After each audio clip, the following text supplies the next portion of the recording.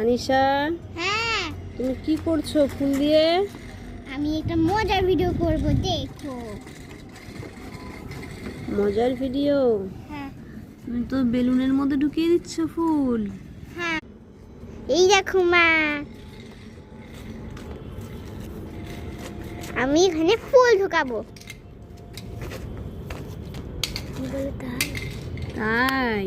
হ্যাঁ, এই দেখো।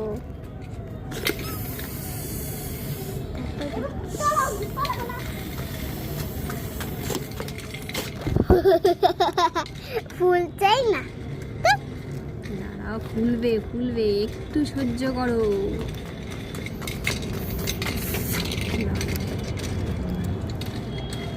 ফুলবে?